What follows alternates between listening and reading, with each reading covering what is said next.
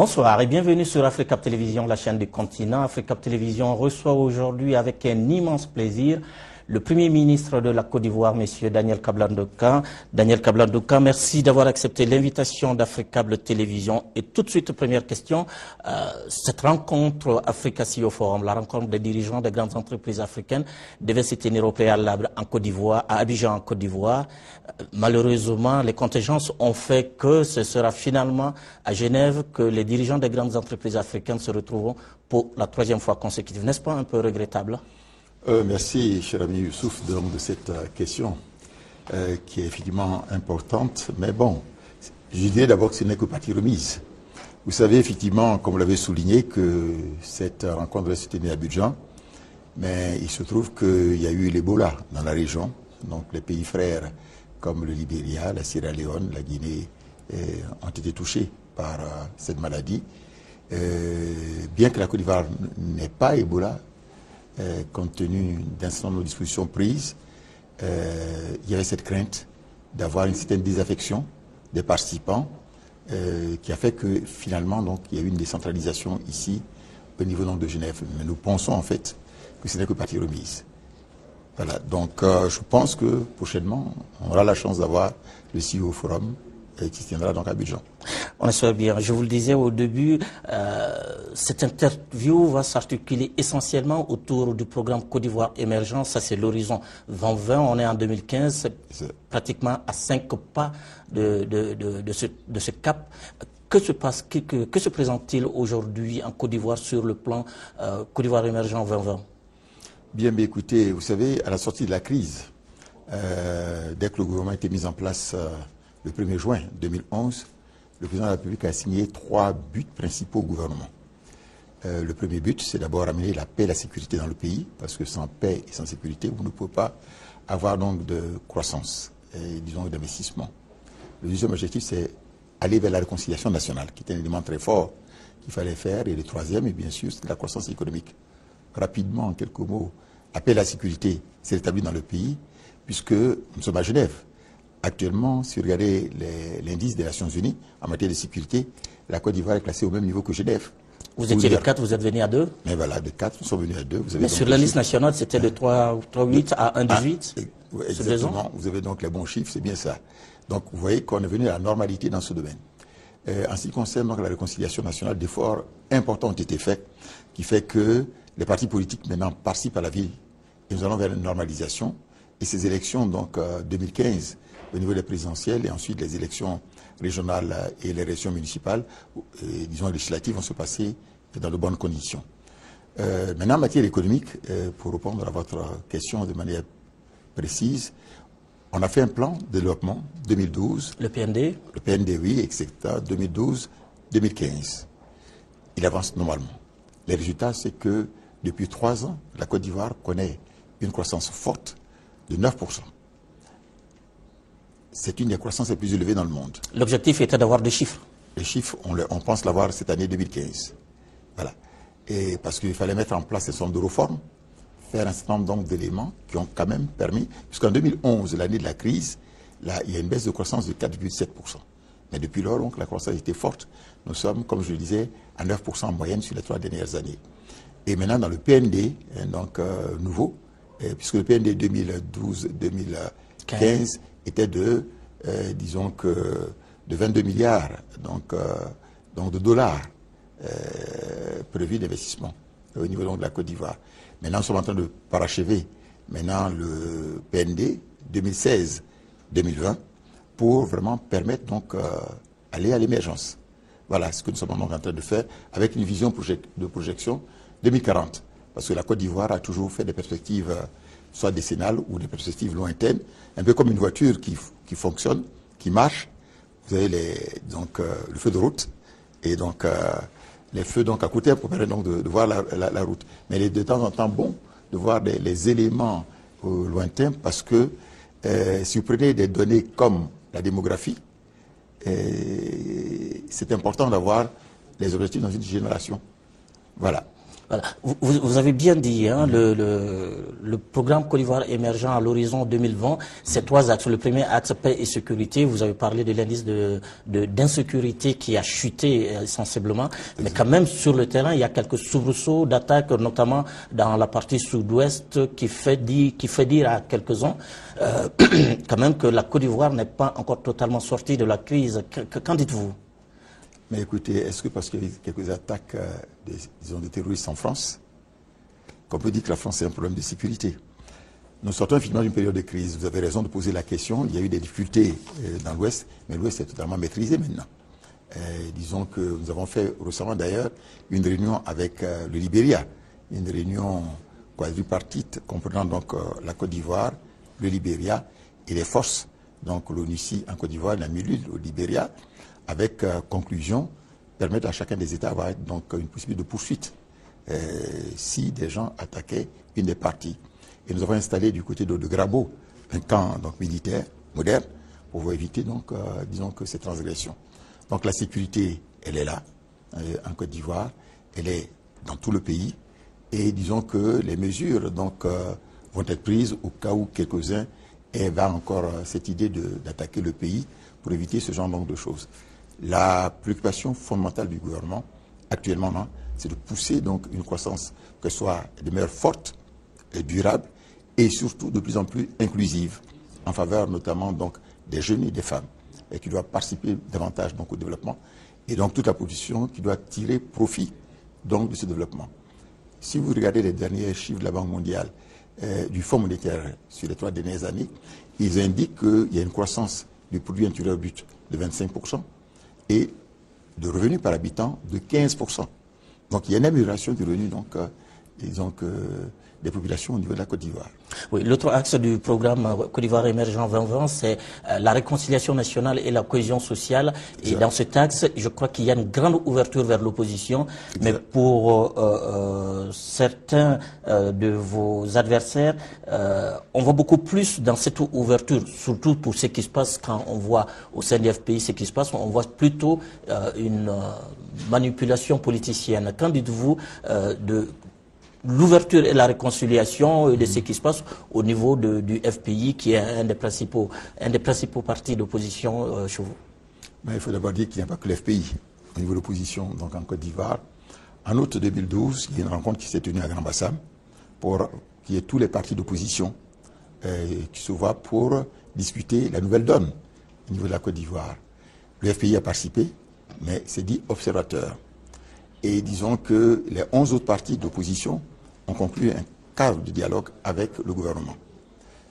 Quand j'étais donc nommé Premier ministre, donc en novembre 2012, j'ai rencontré le FPI et un dialogue direct s'est fait entre le FPI et le gouvernement, qui avance maintenant. Bien sûr que dans tout parti, il y a des tensions. Ils ont leurs tensions internes.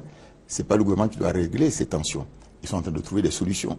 Et nous estimons que le FPI, comme tous les autres partis d'opposition, on doit leur offrir 2 éléments fondamentaux. Le premier élément, c'est le financement des partis d'opposition. Vous savez en fait qu'on est tombé d'accord sur le financement des partis d'opposition, comme les partis d'ailleurs au pouvoir.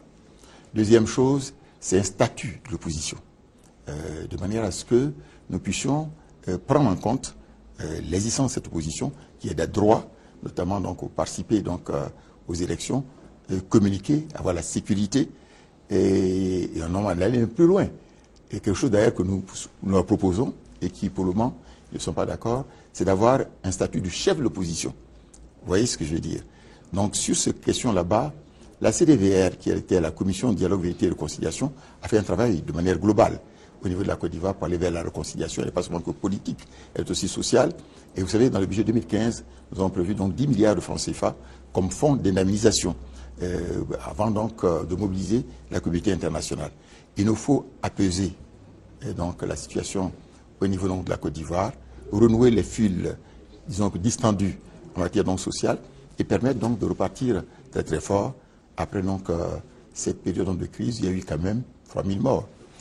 Est-ce qu'il faut comprendre dans le même objectif la déclaration de Daoukro que le parti au pouvoir, le RDR de Alassane Dramane Ouattara et aussi un des plus grands partis de la Côte d'Ivoire, le PDCI, ont conclu? Mais je pense que comme dans toute arène politique, l'analyse qui a été faite par les uns et les autres, c'est difficile qu'un seul parti gouverne un pays actuellement. Vous savez, si on veut compter tous les partis, il y a plus d'une centaine de partis politiques en Côte d'Ivoire. Donc il faut faire une coalition de partis, de manière à assurer une stabilité. C'est important, à la fois politique, économique et sociale, parce qu'il faut une vision dans ce domaine-là. Parce que la vision que nous avons au niveau donc, du RHDP dont vous parlez n'est pas la même que celle du front donc, de l'Alliance avec le FPI. Donc quelle est la vision du RHDP? C'est avoir le libéralisme à la fois politique et économique. Bien, donc c'est important. L'appel de Daoukro, disons que c'est tous les enfants Fouboigny, c'est-à-dire tous les partis politiques, les 4, initialement, plus les autres qui sont venus se joindre, est de faire en sorte que la pensée de Fouboigny en matière économique, politique et sociale soit appliquée sur le développement donc de la Côte d'Ivoire. Et cet appel de Daoukro amène à faire en sorte que pour les élections donc, qui arrivent, 2015, on a un seul candidat, qui est le président Alassane Ouattara, qui a fait montre de sa capacité de diriger le pays, de faire en sorte qu'il ait donc, un nouveau mandat pour continuer le travail qu'il a déjà lui-même démarré. Si mes informations sont bonnes, le candidat doit être investi très prochainement et ce sera toujours Alassane Ouattara par le RHDP. Oui, en fait, on pense qu'il va y avoir une convention autour du 18 avril prochain. Le PDCI, dans son congrès dernier, a confirmé, disons que cette option. Et je pense que le RHDP va avoir une convention autour du 18 avril pour pouvoir confirmer donc, cet élément-là. Et ça permettait donc d'assurer au pays une stabilité et une vision qui va permettre donc d'aller de l'avant. La Côte d'Ivoire est passée, soit supprimée la période 2010, la croissance n'a été qu'autour de 1%, alors que le croît démographique était autour de 3%. Donc, d'où l'augmentation de la pauvreté en Côte d'Ivoire, qui n'a jamais été connue, est aussi forte, et à peu près 48,9%. Pratiquement, un Ivoirien sur 2 était devenu pauvre. La tendance actuelle est au changement. Vous voyez, je vous ai dit que selon donc, le Fonds monétaire, sur la période donc, des 3 dernières années, il y a une augmentation du produit intérieur brut par habitant de 15%. Vous voyez, donc c'est ça qu'il faudrait faire. Donc on veut faire la stabilité qui permet donc d'amener les investisseurs à investir, les investisseurs tant nationaux qu'étrangers, premier élément donc important, mais qui permet aussi donc d'assurer, disons que l'emploi, notamment l'emploi donc des jeunes, par des investissements à la fois publics et privés. Voilà ce que je l'ai indiqué. Donc c'est un élément très important.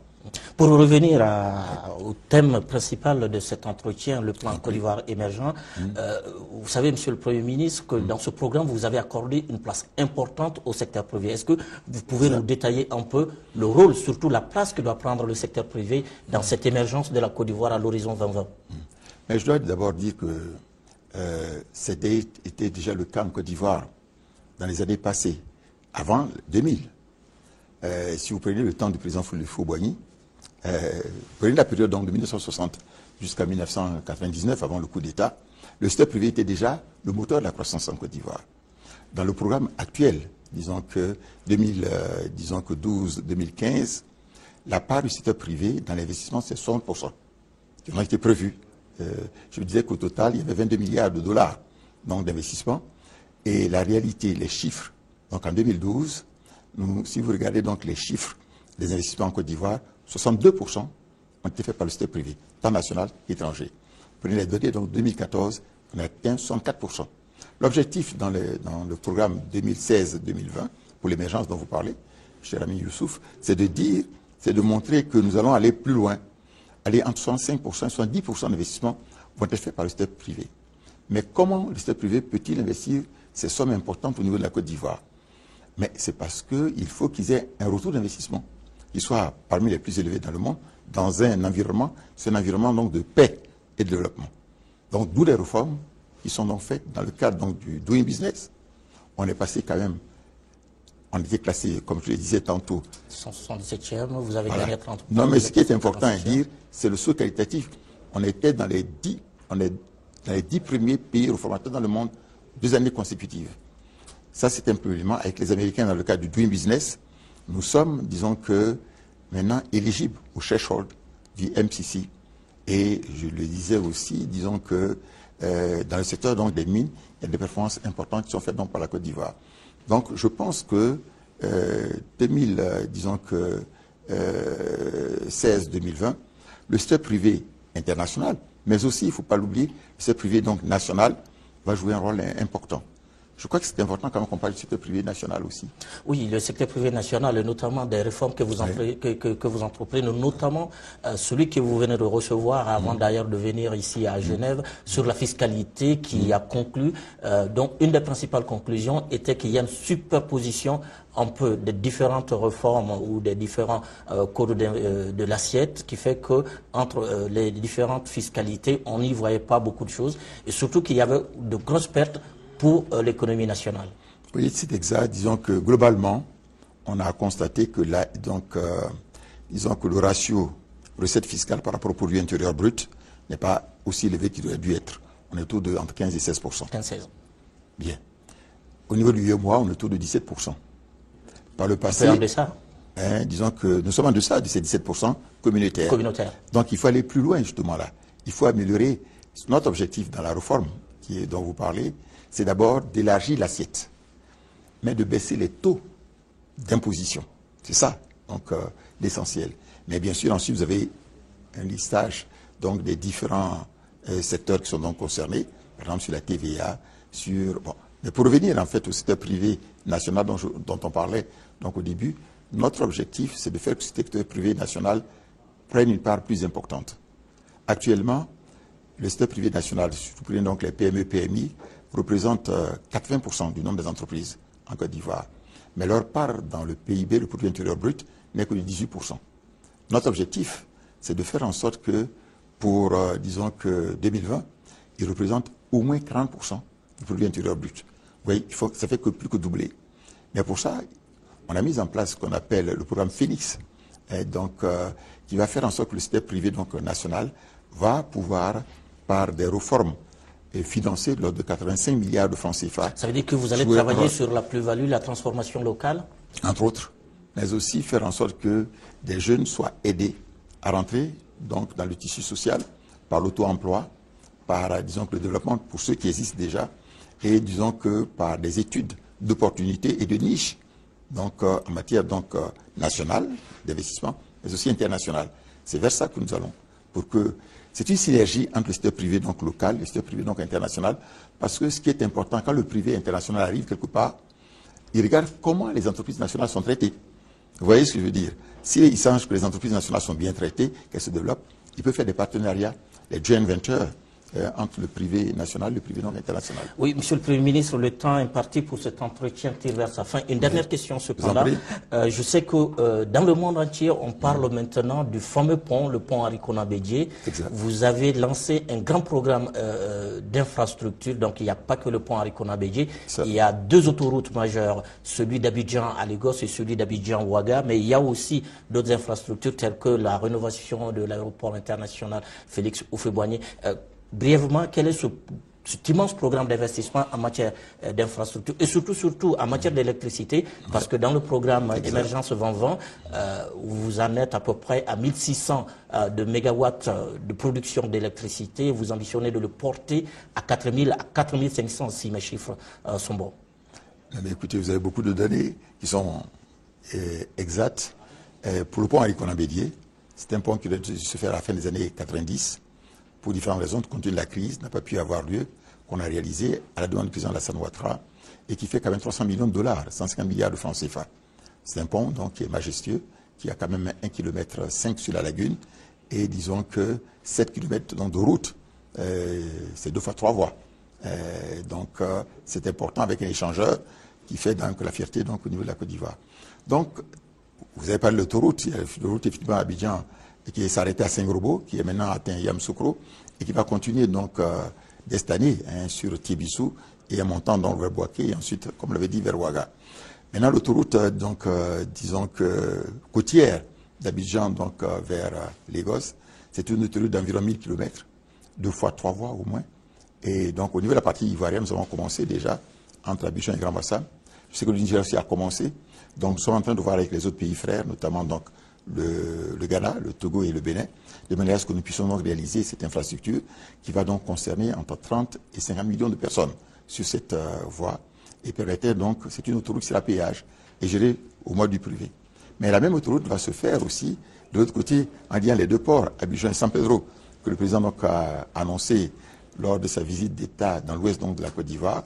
C'est l'autoroute qui va partir donc d'Abidjan, mais cette fois-ci, il va aller vers Dakar. Vous voyez, de manière à permettre donc une synergie, une intégration plus importante au niveau donc, des économies donc, africaines et singulièrement ouest-africaines. Mais vous avez raison de dire, en matière d'énergie, c'est un dossier très très fort. Vous ne pouvez pas avoir de développement sans énergie. Nous sommes actuellement, c'est 1652 mégawatts actuellement. Et vous avez raison, nous allons passer à la fin de cette année 2015 à 2000 mégawatts. Mais l'objectif en 2020, c'est d'aller donc aux 4000 mégawatts que vous avez donc annoncé, mais avec un changement donc de proportion. Actuellement, c'est le thermique qui fait 65% de la production et l'hydraulique fait 35% à peu près. Mais en 2020, nous allons faire en sorte que le thermique ne représente que 30%, l'hydraulique 60%, parce que ça coûte moins cher. Et maintenant, nous allons voir donc l'énergie renouvelable. Donc, qui va faire 10%, notamment au niveau du solaire, au niveau donc, de la biomasse et au niveau de l'énergie éolienne. Voilà un peu donc ce que nous avons à faire parce que actuellement, la Côte d'Ivoire fournit l'énergie, non pas seulement pour elle-même, mais pour même le Ghana, le Togo, le Bénin, mais pour la vers le Burkina Faso et donc le Mali, à qui donc l'électricité est déjà donnée. Mais nous sommes en train de travailler pour la partie ouest, donc vers le Libéria, la Sierra Leone et donc la Guinée. Voilà. Voilà. Merci bien, monsieur le Premier ministre. Je rappelle qu'on se trouvait ici à Genève dans le cadre de la rencontre des dirigeants des grandes entreprises africaines, rencontre dont votre pays, la Côte d'Ivoire, est l'invité d'honneur. Merci encore une fois d'avoir accordé cette interview à Africa Télévision, la chaîne des grands événements. Merci à vous, mesdames, messieurs, chers téléspectateurs. Restez connectés sur Africa Télévision, nos programmes continuent encore une fois sur l'antenne et sur le site internet www.africatelevision.com. Merci, bonsoir, au revoir.